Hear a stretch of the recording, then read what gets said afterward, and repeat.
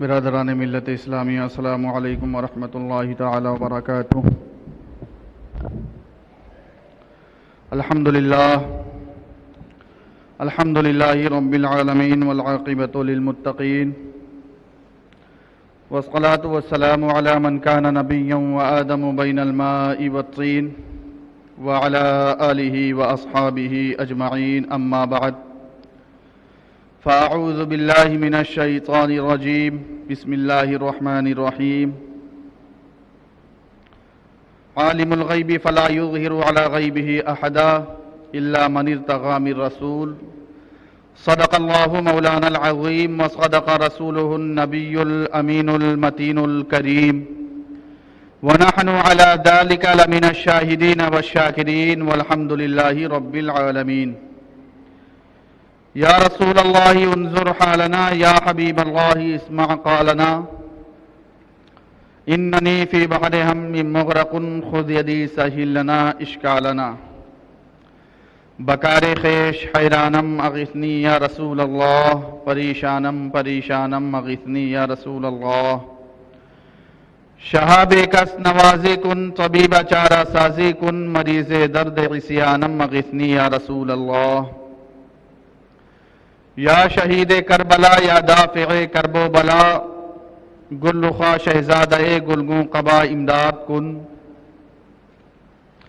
امداد کن امداد کن، از بند غم آزاد کن، در دین و دنیا شاد کن، یا غوث اعظم دستگیر، غوث اعظم بمن بے سر و ساما مدد، قبلہ دی مدد، کعبہ ایما مدد، قادریم نعرے یا غوث اعظم می زنم، دم ز شیخ احمد رضا خان قطب عالم می زنم۔ بریلی کے تاجدار، دونوں عالم کے مالک و مختار کی بارگاہ میں آپ کی تعریف کرتے ہوئے ارشاد فرماتے ہیں، سب سے اولا و اعلیٰ ہمارا نبی، سب سے بالا و اعلیٰ ہمارا نبی، اپنے مولا کا پیارا ہمارا نبی، دونوں عالم کا دولہا ہمارا نبی، سارے اچھوں میں اچھا سمجھیے جسے ہے اس اچھے سے اچھا ہمارا نبی، سب چمک والے اجلوں میں چمکا کیے، اندھے شیشوں میں چمکا ہمارا نبی، کیا خبر کتنے تارے کھلے چھپ گئے، پر نہ ڈوبے نہ ڈوبا ہمارا نبی، غمزدوں کو رضا مزدہ دیجئے کہ ہے بے کسوں کا سہارا ہمارا نبی۔ خطبہ مسنونہ کے بعد جس آیہ کریمہ کی تلاوت کرنے کا شرف حاصل کیا، اس پر گفتگو کی جائے۔ آئیے اس سے پہلے آقا نامدار، مدنی تاجدار، دونوں عالم کے مالک و مختار، شہر آر ارم، تاجدار حرم، نوبہار شفاعت، شب اسرا کے دولہا جناب محمد رسول اللہ صلی اللہ تعالی علیہ وسلم کی بارگاہ بے کس پناہ میں درود و سلام کا نذران عقیدت پیش کر اور پڑھیں، اللہم صلی علی سیدنا شفیعنا حبیبنا مولانا محمد مبارک وسلم، صلاۃ و سلاما علیک یا رسول اللہ صلی اللہ تعالی علیہ وسلم۔ پچھلے جمعہ کو سرکار مصطفیٰ صلی اللہ تعالی علیہ وسلم کے علم غیب کے تعلق سے کچھ باتیں عرض کی گئی تھی اور کچھ باتیں رہ گئی تھی، اسی پر گفتگو انشاءاللہ ہوگی۔ ہم سنیوں کا یہ عقیدہ ہے کہ اللہ نے اپنے محبوب کو غیب کا علم عطا فرمایا، اور عقیدہ ہی نہیں بلکہ یہی قرآن سے بھی ثابت ہے اور حدیث پاک سے بھی ثابت ہے کہ میرے آقا غیب کا علم رکھتے ہیں، میرے آقا غیب کا علم جانتے ہیں۔ اللہ کلام بلاغت میں فرماتا ہے، من ذا الذی یشفع عنده الا باذنہ یعلم ما بین ایدیہم وما خلفہم ولا یحیطون بشیء من علمہ الا بما شاء۔ یہ آیت الکرسی کا ٹکڑا ہے۔ میں نے بتایا تھا کہ اس میں اللہ کی 11 صفتیں ذکر کی گئی ہیں اور میرے آقا کی 3 صفتوں کا ذکر ہوا ہے۔ اس آیت کریمہ کا پہلا ٹکڑا جو ہے، من ذا الذی یشفع عندہ الا باذنہ، کون ہے جو اللہ کی بارگاہ میں اللہ کی اجازت کے بغیر شفاعت کرے، اللہ کی بارگاہ میں اللہ کی اجازت کے بغیر سفارش کرے، تو اللہ میرے آقا کو اجازت دے گا، میرے آقا کل میدان محشر کے دن شفاعت فرمائیں گے۔ تو اس آیت کریمہ سے آقا دو عالم صلی اللہ تعالی علیہ وسلم کا شفیع ہونا ثابت ہو رہا ہے کہ کل میدان محشر میں جب نفسی نفسی کا عالم ہوگا، باپ بیٹے کو نہ پہچانے گا، ماں بیٹی سے دور بھاگے گی، ایسے عالم میں لوگ میٹنگ کریں گے اور کہیں گے چلو اللہ کے کسی مقرب بندے کے پاس چلتے ہیں کہ ہمیں اس مصیبت سے چھٹکارا دلائے۔ سب سے پہلے حضرت آدم علیہ الصلوۃ والتسلیم کے پاس لوگ جائیں گے اور عرض کریں گے آپ اللہ کے پہلے خلیفہ ہیں، آپ کو اللہ نے مسجود ملائکہ بنایا تھا، آپ اللہ کی بارگاہ میں سفارش کریں کہ ہمیں اس مصیبت سے چھٹکارا ملے۔ حضرت آدم علیہ الصلوۃ والتسلیم ارشاد فرمائیں گے اذهبوا الی غیری، جاؤ کسی اور کے پاس جاؤ۔ حضرت نوح کے پاس یہ قافلہ جائے گا، حضرت لوط کے پاس یہ قافلہ جائے گا، حضرت شیث علیہ السلام کے پاس یہ قافلہ جائے گا، حضرت زکریا، حضرت موسیٰ، حضرت عیسیٰ، یہاں تک کہ 1,24,000 یا کم و بیش 2,24,000 انبیاء کرام علیہم الصلوۃ والتسلیم کی بارگاہ میں یہ قافلہ جائے گا۔ سب جگہ سے اذهبوا الی غیری کا فرمان جاری ہوگا، یعنی جاؤ کسی اور کی بارگاہ میں جاؤ۔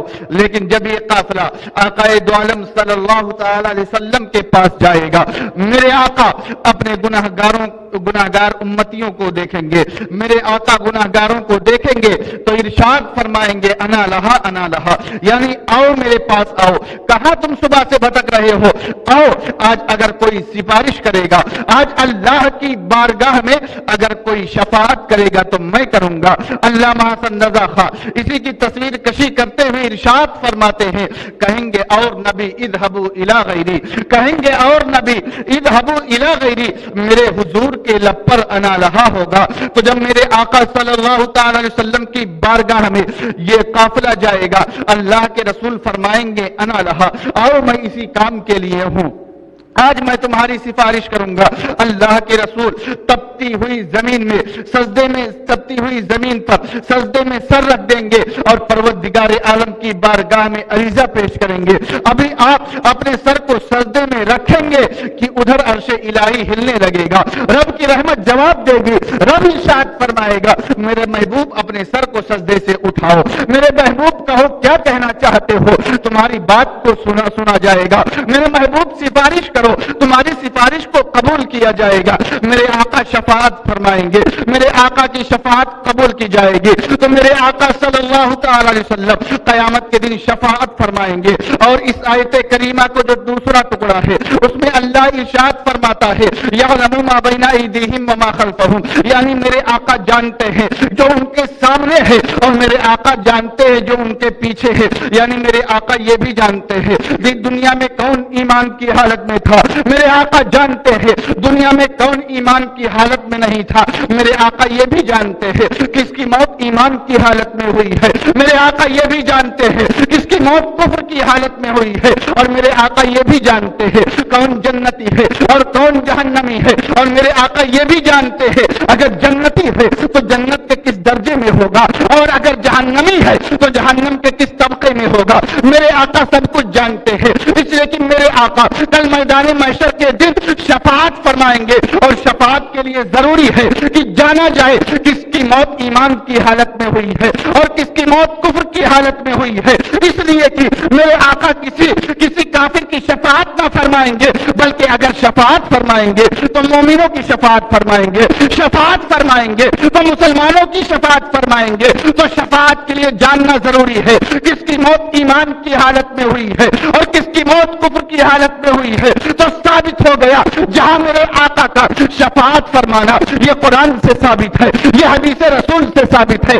وہیں پر میرے آقا کا عالم غیب ہونا، وہیں پر میرے آقا کا غیب کا علم رکھنا، یہ بھی قرآن سے ثابت ہے، یہ بھی حدیث سے ثابت ہے۔ اس لیے کہ شفاعت کے لیے ضروری ہے کہ جانا جائے کس کی موت ایمان کی حالت میں ہوئی ہے اور کس کی موت کفر کی حالت میں ہوئی ہے۔ اور جب یہ ثابت ہو گیا کہ میرے آقا شفاعت فرمائیں گے تو یہ بھی ثابت ہو گیا میرے آقا خبر رکھتے ہیں، میرے آقا تمام لوگوں کی خبر رکھتے ہیں کہ کون دنیا کی حالت میں تھا تو ایمان کی حالت میں تھا، اور کون دنیا کی حالت میں تھا تو کفر کی حالت میں تھا۔ میں آپ کو بتانا یہ چاہتا ہوں، آج کتابوں میں لکھا جاتا ہے کہ جس کا نام محمد یا علی ہو وہ کسی چیز کا مالک و مختار نہیں ہے۔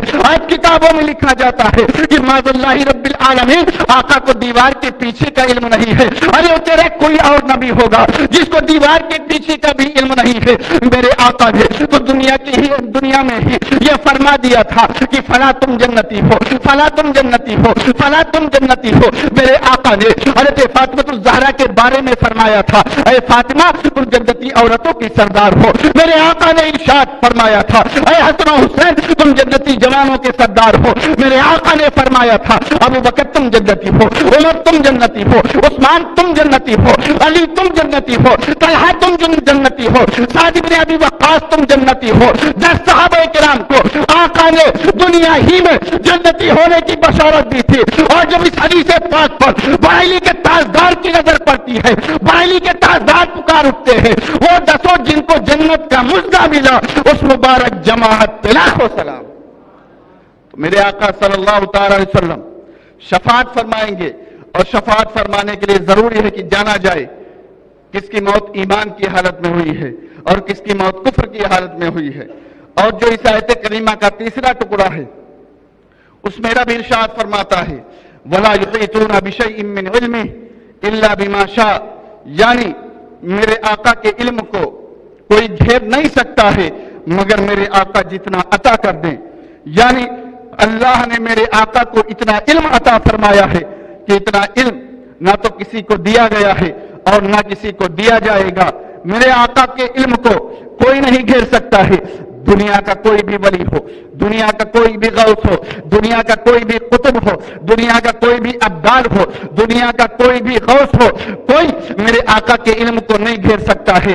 ارے ولی تو ولی ہے، انبیاء کرام بھی میرے آقا کے علم کو نہیں گھیر سکتے ہیں، کوئی نبی بھی میرے آقا کے علم کو نہیں گھیر سکتا ہے۔ ہاں میرے آقا نگاہ کرم فرما دے تو اللہ نے آپ کو اتنا پاور دیا ہے، اللہ نے آپ کو اتنا طاقت دیا ہے کہ آپ جسے چاہے اور جتنا چاہیں اسے عطا کر سکتے ہیں، آپ جتنا چاہیں اسے دے سکتے ہیں۔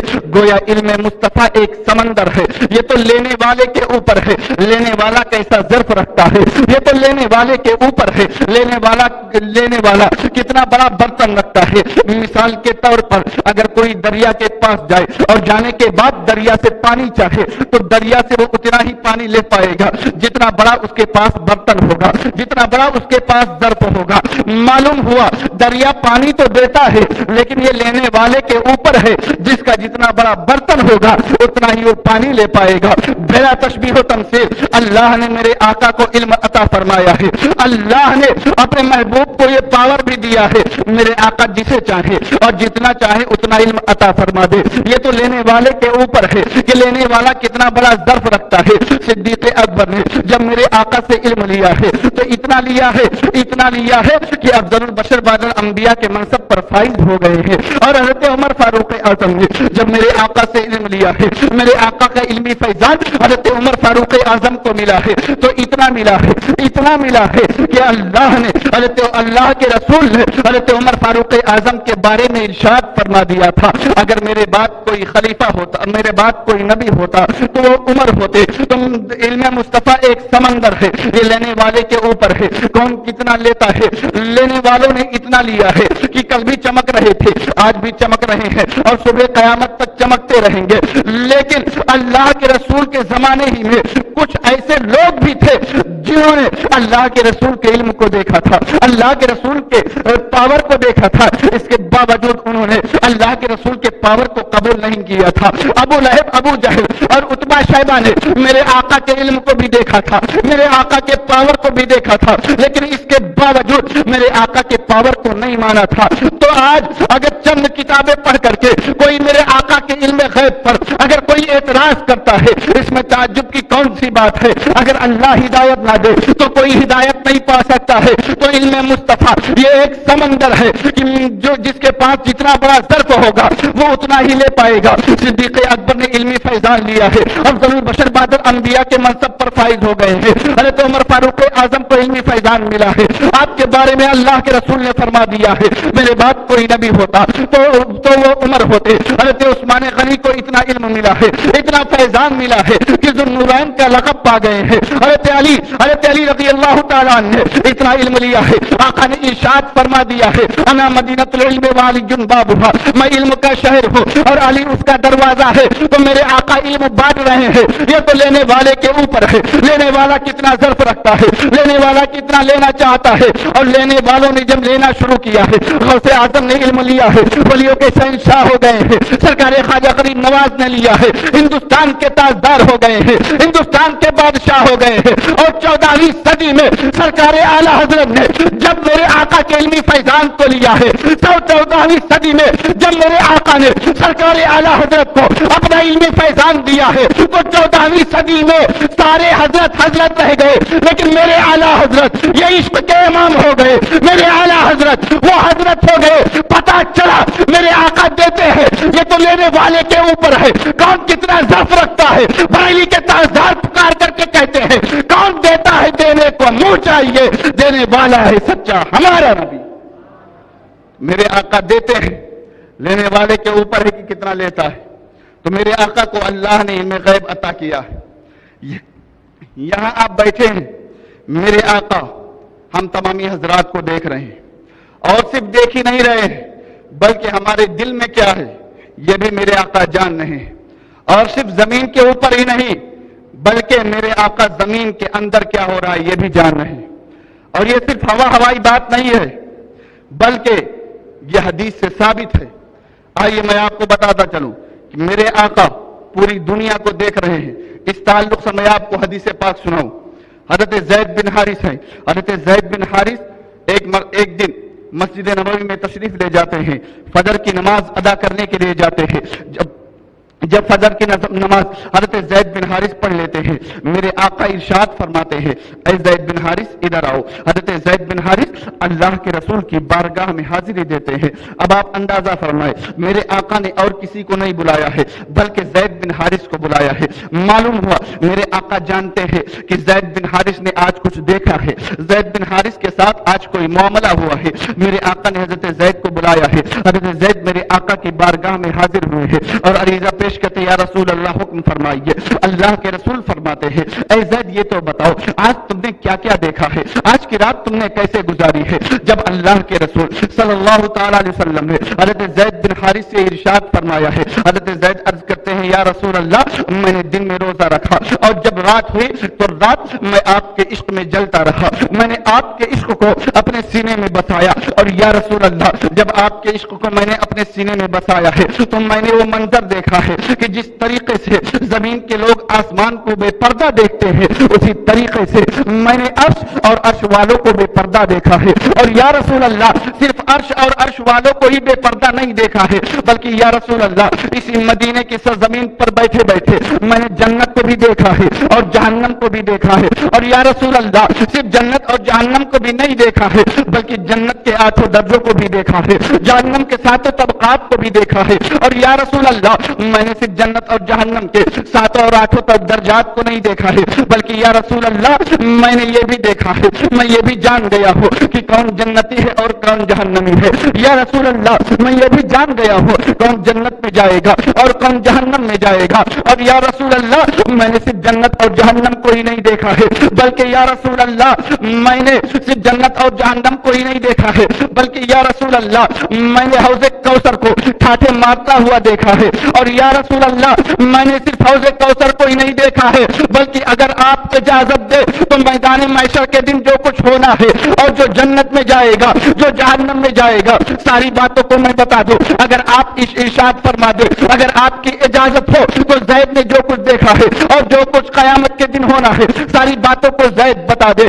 جب حضرت زید نے پیارے آقا کی بارگاہ میں عریضہ پیش کیا ہے, آقا کریم صلی اللہ تعالی علیہ وسلم نے اپنے مبارک لب کو اپنے زبان کے اندر دبایا ہے, یعنی اشارہ فرما رہے ہیں اے زید تو نے پہلی مرتبہ دیکھا ہے اور دکھانے کی بات کرتا ہے اور بتانے کی بات کرتا ہے. میں تو جب سے پیدا ہوا ہوں تب سے دیکھ رہا ہوں, لیکن جب میں نے نہیں بتایا ہے تو بھی نہ بتا. حضرت زید کے علم کا یہ عالم ہے تو میرے آقا کے علم کا عالم کیا ہوگا, میرے آقا کے علم کا کیا عالم ہے. آئیے میں آپ کو بتاتا چلوں. طبرانی نے ایک حدیث پاک روایت کی ہے, اللہ کے رسول نے ارشاد فرمایا ہے ان اللہ قد رفع للدنیا فانا انظر الیہا والى ما هو کائن فیہا الى یوم القیامہ کانما انظر الى کف هذه. یعنی طبرانی نے یہ حدیث پاک روایت کی ہے. میرے آقا ارشاد فرماتے ہیں کہ اللہ نے میرے لیے دنیا کے تمام حجابات کو ختم کر دیا, اللہ نے میرے لیے دنیا کے تمام پردوں کو اٹھا دیا. فانا انظر الیہا تو میں دنیا کو دیکھ رہا ہوں. اب میں آپ کو بتاتا چلوں, آپ ممبئی شہر گئے ہوں گے. اگر آپ ممبئی شہر گئے ہو اور آپ سے کوئی پوچھے کیا آپ نے ممبئی شہر کو دیکھا ہے, آپ جواب دیں گے ہاں ہم نے دیکھا ہے. لیکن اگر آپ سے کوئی پوچھے کہ آپ نے ممبئی شہر کے تمام چیزوں کو دیکھا ہے تو آپ کہو گے نہیں میں نے ممبئی شہر کے تمام چیزوں کو نہیں دیکھا ہے. اگر آگے آپ کی پیدائش سیونی میں ہوئی ہے, آپ سیونی کے تمام چیزوں کو نہیں دیکھ پا رہے ہو, آپ نے سیونی کے تمام چیزوں کو نہیں دیکھا ہے. لیکن آؤ میرے آقا کی ذات دیکھو, آؤ دیکھو میرے آقا کو اللہ نے کتنا علم عطا فرمایا تھا. میرے آقا ارشاد فرماتے ہیں فانا انظر الیہا میں دنیا کو دیکھ رہا ہوں. اور کس طریقے سے دیکھ رہا ہوں, اور کس طریقے سے دیکھ رہا ہوں, اس طریقے سے دیکھ رہا ہوں کہ قیامت تک جو کچھ ہوگا دنیا میں جو کچھ ہونے والا ہے میں اسے دیکھ رہا ہوں. یعنی دنیا میں جتنی چیزیں ہیں میرے آقا ان تمام چیزوں کو ملاحظہ فرما رہے ہیں, میرے آقا ان تمام چیزوں کو دیکھ رہے ہیں. اور دیکھنے کا بھی طریقہ ہوتا ہے, دیکھنے کا بھی سسٹم ہوتا ہے. پاس میں کوئی بیٹھا ہو آپ اس کے چہرے کو بغور دیکھ سکتے ہیں اور اس کے چہرے پہ کوئی داغ ہوگا آپ کو نظر آ جائے گا. لیکن اگر کوئی دور بیٹھا ہوا ہو اس کا چہرہ تو نظر آئے گا, لیکن اس کے چہرے میں اگر کوئی داغ ہو تو داغ نظر نہیں آئے گا. میرے آقا کے دیکھنے کا انداز ملاحظہ فرماؤ. میرے آقا ارشاد فرماتے ہیں میں پوری دنیا کو دیکھ رہا ہوں. کس طریقے سے دیکھ رہا ہوں, کانا انظر الی کف هذه, یعنی جس طریقے سے میں اس ہاتھ کی ہتھیلی کو دیکھ رہا ہوں اس طریقے سے میں پوری دنیا کو دیکھ رہا ہوں. پتا چلا اللہ نے میرے آقا کے لیے دنیا کے تمام حجابات کو ختم کر دیا ہے. میرے آقا دنیا کو بھی دیکھتے ہیں اور دنیا والوں کو بھی دیکھتے ہیں. جو کچھ قیامت تک دنیا میں ہونے والا ہے میرے آقا ہاتھ کی ہتھیلی کی طرح دیکھتے ہیں. میرے بریلی کے امام پکار کر کے کہتے ہیں سر عرش پر ہے تیری گزر, دل فرش پر ہے تیری نظر, ملکوت ملک میں کوئی شے نہیں جو تجھ پہ آیا نہیں.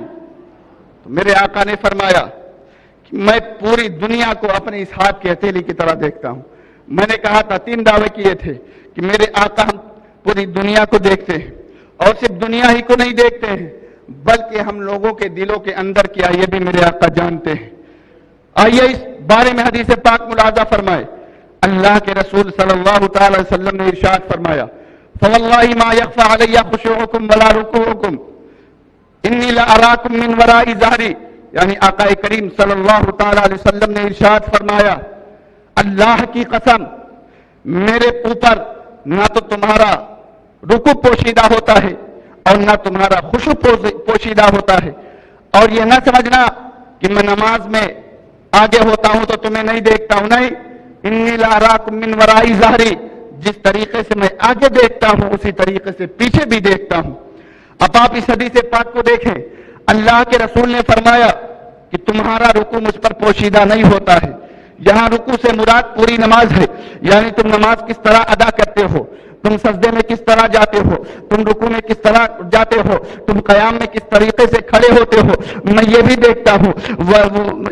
ما یخفی علی خشوعکم ولا رکوعکم، اور تمہارا خشوع کیا ہوتا ہے۔ خشوع کہتے دل کی کیفیت کو، یعنی نماز میں آدمی کھڑا ہوتا ہے تو دل کے اندر وسوسے آنے لگتے ہیں، شیطان آتا ہے اور یاد دلانے لگتا ہے، ارے فلاں کام تو نے نہیں کیا ہے، فلاں جگہ تو گیا تھا تو یہ ہو گیا تھا، شیطان وسوسہ ڈالتا ہے۔ میرے آقا فرماتے ہیں میں تمہاری نماز کو بھی دیکھتا ہوں، اور یہ نہ سمجھنا کہ صرف ظاہری حالت کو دیکھتا ہوں، بلکہ تمہارے دلوں کے اندر کیا ہوتا ہے یہ بھی میں دیکھتا ہوں، تم اپنے دلوں کے اندر کیا سوچتے ہو یہ بھی دیکھتا ہوں۔ تو اللہ کے رسول نے فرمایا کہ مجھ پر تمہارا خشوع بھی پوشیدہ نہیں ہوتا ہے اور مجھ پر تمہارا رکوع بھی پوشیدہ نہیں ہوتا ہے۔ پتا چلا میرے آقا جہاں ظاہری حالت کو دیکھتے ہیں وہیں میرے آقا دل کی حالت کو بھی دیکھتے ہیں۔ میرے آقا جہاں ظاہری حالت کی خبر رکھتے ہیں وہیں میرے آقا دل کی حالت کی بھی خبر رکھتے ہیں۔ اب میں نے ایک دعویٰ یہ بھی کیا تھا، میرے آقا زمین کے اوپر کی بھی خبر رکھتے ہیں اور میرے آقا زمین کے اندر کی بھی خبر رکھتے ہیں۔ آئیے اس تعلق سے ایک حدیث پاک ملاحظہ فرمائے۔ ان عبداللہ ابن عباس قال، حضرت عبداللہ ابن عباس سے روایت ہے، وہ بیان فرماتے ہیں مر النبی صلی اللہ علیہ وسلم بقبرین فقال انہما ليعذبان وما يعذبان في كبير وما يعذبان في كبير اما احدهما فكان لا يستتر من البول واما الاخر فكان يمشي بالنميمه۔ آقا ارشاد فرماتے ہیں، حضرت عبداللہ ابن عباس روایت کرتے ہیں میرے آقا صلی اللہ تعالی علیہ وسلم دو قبروں کے پاس سے گزرتے ہیں۔ جب میرے آقا دو قبروں کے پاس سے گزرے میرے آقا نے ارشاد فرمایا ان دو قبروں میں عذاب ہو رہا ہے، اور کیوں ہو رہا ہے یہ بھی میرے آقا نے بتا دیا، اس لیے ہو رہا ہے ایک پیشاب کی چھینٹوں سے نہیں بچتا تھا اور ایک چغلی کیا کرتا تھا۔ اب آپ اندازہ فرمائے کون سا آلہ تھا جس آلے کے ذریعے میرے آقا نے بتا دیا تھا ان دو قبروں میں عذاب ہو رہا ہے اور کس وجہ سے ہو رہا ہے یہ بھی میرے آقا نے بتا دیا تھا۔ ایک پیشاب کی چھینٹوں سے نہیں بچتا تھا اور ایک چغلی کرتا تھا، اس لیے اسے قبر میں عذاب ہو رہا ہے۔ پتا چلا اللہ نے اپنے محبوب کو وہ علم عطا فرمایا ہے، میرے آقا پوری کائنات کو دیکھتے ہیں اور صرف پوری کائنات کو ہی نہیں بلکہ لوگوں کے دلوں کے حالات کو بھی جانتے ہیں، اور لوگوں کے دلوں کے حالتوں کو ہی نہیں بلکہ میرے آقا جس طریقے سے زمین کے اوپر رہنے والوں کو دیکھتے ہیں، جس طریقے سے زندوں کو دیکھتے ہیں، میرے آقا اسی طریقے سے زمین کے اندر کیا ہو رہا ہے اس کی بھی خبر رکھتے ہیں۔ بریلی کے تاجدار اسی لیے تو پکار کر کے کہتے ہیں اور کوئی غیب کیا تم سے نیہا ہو بھلا جب نہ خدا ہی چھپا تم پہ کروڑوں درود۔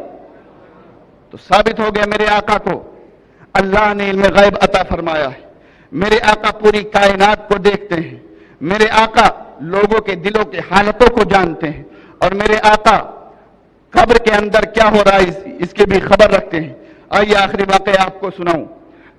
حضرت ابو بکر صدیق جن کو افضل البشر بعد الانبیاء کہا جاتا ہے، حضرت ابو بکر صدیق رضی اللہ تعالیٰ عنہ نے قافلہ کے ساتھ تجارت کرنے کے لیے شام کی جانب سفر کر رہے تھے۔ یہ اس وقت کی بات ہے جب میرے آقا صلی اللہ تعالیٰ علیہ وسلم نے اعلان نبوت فرمایا تھا، یعنی میرے آقا نے ارشاد فرمایا تھا قل لا الہ الا اللہ تفلحوا، یعنی اے لوگو یہ کہہ دو کہ اللہ کے سوا کوئی عبادت کے لائق نہیں ہے، تم کامیاب ہو جاؤ گے۔ بتوں کی پرستش کو چھوڑ دو، بتوں کی عبادت کو چھوڑ دو، بتوں کو پوجنا چھوڑ دو، اور جس نے تمہیں پیدا کیا ہے اس خالق کی عبادت کرنا شروع کر دو، جس نے تمہیں پیدا کیا ہے اس اللہ کی پرستش کرنا شروع کر دو۔ میرے آقا نے جب یہ اعلان فرما دیا مکہ کی سرزمین میں انقلاب آ گیا، مکہ کی سرزمین میں انقلاب برپا ہو گیا، گھر گھر میں اختلاف ہو گیا، باپ بیٹے میں اختلاف ہو گیا۔ حضرت ابو بکر صدیق رضی اللہ تعالی عنہ قافلے کے ساتھ سردار قافلہ کی حیثیت سے تجارت کرنے کے لیے شام کے سفر پر جاتے ہیں۔ پہلے کے زمانے میں ایک کا دکا سفر نہیں کرتے تھے بلکہ قافلہ کی شکل میں لوگ سفر کیا کرتے تھے، اونٹوں پر اپنا سامان لادا کرتے تھے اور گھوڑوں پر سفر کیا کرتے تھے۔ الغرض سفر کرتے کرتے جب ملک شام کچھ دور رہ گیا، حضرت ابو بکر صدیق اور آپ کے ساتھی سفر کر رہے تھے کہ رات کا سناٹا طاری ہوتا ہے، رات کی سیاہی طاری ہونے والی ہوتی ہے۔ حضرت ابو بکر صدیق رضی اللہ تعالیٰ عنہ قافلہ کو حکم دیتے ہیں کہ رات ہونے والی ہے اور راستہ بڑا پرخطر ہے، راستہ پہاڑوں کا ہے، اس لیے رات میں سفر کرنا ٹھیک نہیں ہے۔ یہ دیکھو سامنے گرجا گھر نظر آ رہا ہے، چلو اپنے قیمتی سامان کو، اگر گرجا گھر کا پادری دروازی اجازت دے، گرجا گھر کا راہب اجازت دے تو اپنے سامان کو وہاں پر رکھ دیتے ہیں اور رات یہیں پر گزار لیتے ہیں۔ حضرت ابوبکر صدیق نے حکم دے دیا، چونکہ آپ قافلہ کے سردار تھے، لوگوں نے وہیں پر پڑاؤ کر دیا۔ حضرت ابوبکر صدیق رضی اللہ تعالیٰ نے اپنے غلام کو بھیجا اور بھیجنے کے بعد ارشاد فرمایا، جا کر کے گرجا گھر کے راہب سے کہہ دو کہ ہم مکہ کی سرزمین سے آئے ہیں، آج کی رات یہاں پر بسر کرنا چاہتے ہیں، آج کی رات یہاں پر گزارنا چاہتے ہیں، اگر اجازت ہو تو آج کی رات یہیں پر بسر کر لی جائے، آج کی رات یہیں پر گزار لی جائے۔ جب آپ کا غلام گرجا کے دروازے پر پہنچتا ہے، راہب کا غلام بیٹھا ہوا تھا، آپ کے غلام نے کہا کہ ہم لوگ یہاں پر رات گزارنا چاہتے ہیں، تو راہب کے غلام نے کہا یہاں پر کسی کو ٹھہرنے کی اجازت نہیں ہے، یہاں پر کسی کو رکنے کی اجازت نہیں ہے، اس لیے کہ کچھ لوگ آئے تھے، انہوں نے بڑا گھنونا کام کیا تھا، تب سے میرا مالک کسی کو یہاں ٹھہرنے کی اجازت نہیں دیتا ہے۔ جب راہب کے غلام نے اتنا کہا تھا، صدیق اکبر کے غلام نے کہا تھا ہم کہیں اور سے نہیں آئے ہیں بلکہ ہم مکہ مکرمہ سے آئے ہیں، جا کر کے اپنے آقا سے کہہ دو کہ ہم یہاں پر ایک رات گزارنا چاہتے ہیں اور ہم مکہ سے آئے ہوئے ہیں۔ جب اس نے مکے کا نام سنا، اس کے دل میں پتہ نہیں کون سی بات آئی ہے، وہ راہب کے پاس پہنچا ہے اور پہنچنے کے بعد کہا ہے مکہ سے کچھ لوگ آئے ہیں اور یہاں پر وہ ٹھہرنے کی اجازت مانگ رہے ہیں، یہاں پر ٹھہرنے کی اجازت چاہ رہے ہیں۔ جب راہب نے مکے کا نام سنا ہے، اسے کچھ یاد آیا ہے، اس نے پرانی کتابوں کو نکالا ہے اور نکالنے کے بعد دیکھنا شروع کر دیا ہے۔ دیکھنے کے بعد اپنے غلام سے کہا ہے جا کر کے ان سے کہہ دو کہ کسی اور کو نہ بھیجنا، سب سے پہلے تم قافلہ کے سردار کو بھیجو۔ جب اس کے غلام نے حضرت ابوبکر صدیق کے غلام سے آ کر کے کہا ہے کہ میرا آقا کہتا ہے تم کسی اور کو نہ بھیجنا، قافلہ کے سردار کو بھیجنا، آپ حضرت صدیق اکبر کا غلام واپس آتا ہے۔ آنے کے بعد حضرت صدیق اکبر سے کہتا ہے کہ آپ کو گرجا گھر کا راہب بلا رہا ہے۔ حضرت صدیق اکبر تشریف لاتے ہیں۔ جب آپ گرجا گھر کے اندر پہنچتے ہیں، راہب نے آپ کی شکل کو دیکھا ہے، راہب آپ کو دیکھتا ہے، اٹھ کر کے کھڑے ہو جاتا ہے اور کھڑے ہونے کے بعد حضرت صدیق اکبر جب قریب آتے ہیں، آپ کے ہاتھ کو پکڑتا ہے اور پکڑنے کے بعد چومتا ہے، آنکھوں سے لگاتا ہے اور کہتا ہے آپ مجھے اجازت دیجئے کہ میں آپ کو امیر المومنین کہہ سکوں، آپ مجھے اجازت دیجئے کہ آپ کو میں مسلمانوں کا امیر کہہ سکوں۔ حضرت ابوبکر صدیق اتنا سنتے ہیں، ابھی آپ ایمان نہیں لائے ہیں، ابھی آپ نے اسلام کا کلمہ نہیں پڑھا ہے، آپ تعجب میں ہو جاتے ہیں کہ راہب کیا کہہ رہا ہے۔ آپ کہتے ہیں کہ میرا تو یہ نام نہیں ہے۔ راہب کہتا ہے میں جانتا ہوں تمہارا نام ابوبکر ابن قحافہ ہے، لیکن ایک وقت وہ آئے گا جب تم مسلمانوں کے امیر بنا دیے جاؤ گے، ایک وقت وہ آئے گا جب تم سب سے پہلے نبی آخر الزماں کا کلمہ پڑھو گے، ایک وقت وہ آئے گا جب نبی آخر الزماں تمہیں صدیق کا لقب عطا کریں گے، اور وہ دن دور نہیں ہے۔ مکہ کی سرزمین پر نبی آخر الزماں تشریف لا چکے ہیں، انہوں نے اپنی نبوت کا اعلان فرما دیا ہے۔ حضرت ابوبکر صدیق اتنا سنتے ہیں، آپ رات ہو چکی تھی، آپ رات بڑی بے چینی میں گزارتے ہیں اور جب صبح کی سفیدی نمودار ہوتی ہے اپنے مال کو یہاں وہاں بیچ دیتے ہیں، کم داموں میں بیچ کر کے آپ وہیں سے واپس تشریف لے آتے ہیں۔ مکہ کی سرزمین پر پہنچتے ہیں، کیا دیکھتے ہیں؟ مکہ کی سرزمین میں انقلاب برپا ہے، ہر کوئی یہ کہہ رہا ہے محمد نے نئی دین کا اعلان کر دیا ہے، محمد نئی دین کو لے کر کے آ گئے ہیں۔ حضرت ابوبکر صدیق اپنے گھر پر پہنچتے ہیں اور پہنچنے کے بعد سامان کو رکھتے ہیں اور رکھنے کے بعد ارشاد فرماتے ہیں ذرا مجھے محمد کا پتہ تو بتا دو۔ آپ کے گھر والے کہتے ہیں پہلے کچھ آرام تو کر لیجئے، اس کے بعد محمد کا پتہ پوچھیے، لیکن آپ ارشاد فرماتے ہیں نہیں مجھے محمد کا پتہ بتا دو۔ آپ کے گھر والے کہتے ہیں ان کا کوئی پتہ نہیں ہے، وہ کبھی یہاں ہوتے ہیں اور کبھی وہاں ہوتے ہیں۔ آپ اپنے گھر سے نکلتے ہیں، لوگوں سے اللہ کے رسول کا پتہ پوچھنے لگتے ہیں۔ لوگ کہتے ہیں کیا آپ ان کا پتہ پوچھ رہے ہیں جنہوں نے انقلاب برپا کر دیا ہے، جو نیا دین لے کر کے آئے ہیں۔ حضرت ابوبکر صدیق چلتے چلتے فاران کی چوٹی پر پہنچتے ہیں۔ فاران کی چوٹی پر میرے آقا تشریف فرما تھے، میرے آقا کعبہ معظمہ کی جانب منہ کر کے بیٹھے ہوئے تھے۔ حضرت صدیق اکبر تشریف لے جاتے ہیں، میرے آقا حضرت صدیق اکبر کو دیکھتے ہیں، آقا اٹھ کر کے کھڑے ہو جاتے ہیں اور کھڑے ہونے کے بعد حضرت صدیق اکبر سے ارشاد فرماتے ہیں اے ابوبکر ابن قحافہ میں نے اعلان کر دیا ہے قل لا الہ الا اللہ تفلحو، یعنی اللہ پر ایمان لے آؤ، تمہیں کامیابی اور کامرانی مل جائے گی۔ میں تمہیں بھی اسلام کا کلمہ پڑھنے کی دعوت دیتا ہوں۔ حضرت ابوبکر صدیق عرض کرتے ہیں آپ یہ بتا دیجئے جو نبی ہوتا ہے وہ کچھ نہ کچھ نشانی لے کر کے آتا ہے، جو نبی ہوتا ہے وہ کچھ نہ کچھ نشانی رکھا کرتا ہے۔ آپ کے نبوت کی نشانی کیا ہے؟ جب حضرت ابوبکر صدیق نے آپ کی بارگاہ میں اتنا عریضہ پیش کیا ہے، میرے آقا نے ارشاد فرمایا ہے اے ابوبکر ابن قحافہ کیا اتنا کافی نہیں ہے جو گرجا گھر کے راہب نے تمہیں بتایا تھا تھا کہ ان قریب تم امیر المومنین ہوگے، ان قریب تم مومنوں کے امیر ہوگے اور سب سے پہلے اسلام کا کلمہ پڑھو گے اور تمہیں میں صدیق کا لقب عطا کروں گا۔ کیا میری نبوت کے لیے کافی نہیں ہے؟ جب میرے آقا نے حضرت ابوبکر صدیق سے اتنا ارشاد فرمایا ہے